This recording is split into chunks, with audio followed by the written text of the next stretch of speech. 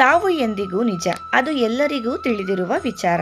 ಆದರೆ ಸಾವಿನ ನಂತರ ಆತ್ಮ ಏನಾಗುತ್ತದೆ ಅಥವಾ ಸಾವಿನ ನಂತರ ಆತ್ಮದ ಪ್ರಯಾಣ ಹೇಗಿರುತ್ತದೆ ಎಂಬುದರ ಕುರಿತು ಹಲವರಲ್ಲಿ ವಿಭಿನ್ನ ಅಭಿಪ್ರಾಯಗಳಿವೆ.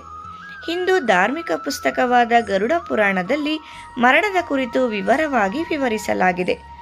ಗರುಡ ಪುರಾಣವು ಹಿಂದೂ ಧರ್ಮದ ಮತ್ತು ವೈಷ್ಣವ ಪಂಥದ ಪವಿತ್ರ ಪುಸ್ತಕವಾಗಿದ್ದು, ಇದರಲ್ಲಿ ಮರಣ, ಪಾಪ ಪುಣ್ಯ ಮತ್ತು ಸ್ವರ್ಗ ನರಕಗಳ ಕುರಿತು ಸಂಪೂರ್ಣವಾಗಿ ಹೇಳಲಾಗಿದೆ.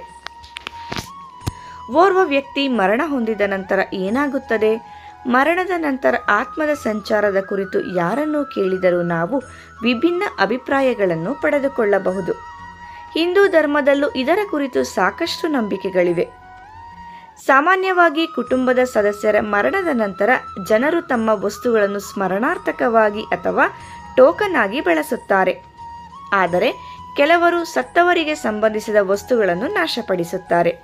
ಗರುಡ ಪುರಾಣದಲ್ಲಿ ಸತ್ತ ವ್ಯಕ್ತಿಗೆ ಸಂಬಂಧಿಸಿದ ಕೆಲವು ವಿಷಯಗಳ ಬಗ್ಗೆ ಹೇಳಲಾಗಿದೆ.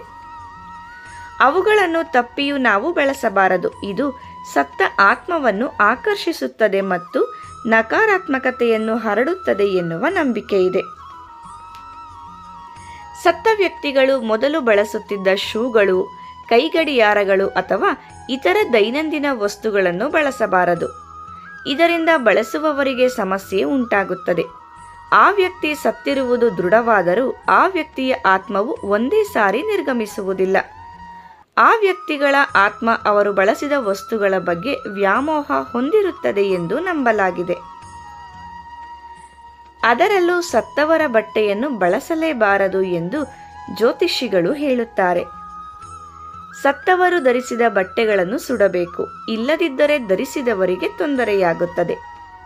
ಜ್ಯೋತಿಷ್ಯದ ಪ್ರಕಾರ ಸತ್ತ ವ್ಯಕ್ತಿಗಳು ಬದುಕಿದ್ದಾಗ ಇಷ್ಟಪಡುತ್ತಿದ್ದಾಗ ಬಹಳ ಇಷ್ಟಪಡುತ್ತಿದ್ದ ಬಟ್ಟೆಗಳನ್ನು ನಾಶ ಮಾಡದಿದ್ದರೆ ಆತ್ಮಕ್ಕೆ ಇಲ್ಲಿರಬೇಕೋ ತೆರಳಬೇಕೋ ಎಂಬ ಗೊಂದಲ ಶುರುವಾಗುತ್ತದೆ.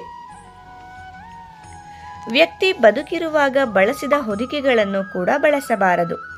ಅಂತಹ ಉತ್ಪನ್ನಗಳನ್ನು ಬಳಸುವುದರಿಂದ ಋಣಾತ್ಮಕ ಪರಿಣಾಮಗಳನ್ನು ಉಂಟು ಮಾಡಬಹುದು. ಆದ್ದರಿಂದ ಯಾರೇ ನಿಧನರಾದರೂ ಅವರಿಗೆ ಸೇರಿದ ವಸ್ತುಗಳು ಭೌತಿಕವಾಗಿ ಉಳಿಯುವುದರಿಂದ ಅದು ವಿವಿಧ ಬಗೆಯ ಶಕ್ತಿಗಳಿಗೆ ವಾಸಸ್ಥಾನವಾಗುತ್ತದೆ. ಆದ್ದರಿಂದ ದೇಹಕ್ಕೆ ಹತ್ತಿರವಾದ ಎಲ್ಲ ಬಟ್ಟೆಗಳನ್ನು ಸುಡಬೇಕು. ಅದು ಸಾಧ್ಯವಾಗದಿದ್ದಲ್ಲಿ 11 ದಿನಗಳೊಳಗೆ ಆ ಬಟ್ಟೆಗಳನ್ನು ಶುಭ್ರವಾಗಿ ತೊಳೆದು ಯಾರಿಗಾದರೂ ಹಂಚಬೇಕು. ಒಬ್ಬರಿಗೆ ಎಲ್ಲವನ್ನೂ ಹಂಚದೆ ಅದನ್ನು ವಿಂಗಡಣೆ ಮಾಡಬೇಕು. ಹೀಗೆ ಮಾಡಿದರೆ ಆತ್ಮದ ಪ್ರಭಾವ ಅಷ್ಟಾಗಿ ಕಾಡುವುದಿಲ್ಲ. ಒಂದು ವೇಳೆ ಸತ್ತವರ ಚಿನ್ನಾಭರಣಗಳನ್ನು ಬಳಸಬೇಕಾದರೆ ಮೊದಲು ಅದನ್ನು ಕರಗಿಸಿ ಹೊಸದನ್ನು ತಯಾರಿಸಬೇಕು. ಅಂದರೆ ಚಿನ್ನದ ಸರ ಇದ್ದರೆ ಅದನ್ನು ಕರಗಿಸಿ ಬಳೆ ಅಥವಾ ಮತ್ಯಾವುದೋ ಆಭರಣಗಳನ್ನು ತಯಾರಿಸಿ ಬಳಸಬಹುದು. ಇಲ್ಲವಾದರೆ ಚಿನ್ನವನ್ನು ಕೊಟ್ಟು ಹೊಸದಾಗಿ ಚಿನ್ನವನ್ನು ಖರೀದಿಸಬಹುದು. ಹೀಗೆ ಮಾಡಿದರೆ ನಕಾರಾತ್ಮಕ ಅಂಶ ಕಡಿಮೆಯಾಗುತ್ತದೆ. ಸತ್ತ ವ್ಯಕ್ತಿಯ ವಾಚ್ ಇಟ್ಟುಕೊಳ್ಳಬಾರದು. ಇದು ನಿಮ್ಮ ಜೀವನದ ಮೇಲೆ ಕೆಟ್ಟ ಪರಿಣಾಮ ಬೀರುತ್ತದೆ. ಏಕೆಂದರೆ ವಾಚ್ ಅವರ ಸಮಯವನ್ನು ತೋರಿಸುತ್ತದೆ. ಅವರ ಜೀವನದಲ್ಲಿ ಕಷ್ಟಗಳಿದ್ದರೆ ನಿಮಗೂ ಅದು ರವಾನೆಯಾಗುತ್ತದೆ ಎನ್ನುವ ನಂಬಿಕೆ ಕೂಡ ಇದೆ. ಸ್ನೇಹಿತರೆ, ಮಾಹಿತಿ ಇಷ್ಟ ಆದರೆ ವಿಡಿಯೋಗೆ ಒಂದು ಲೈಕ್ ಮಾಡಿ.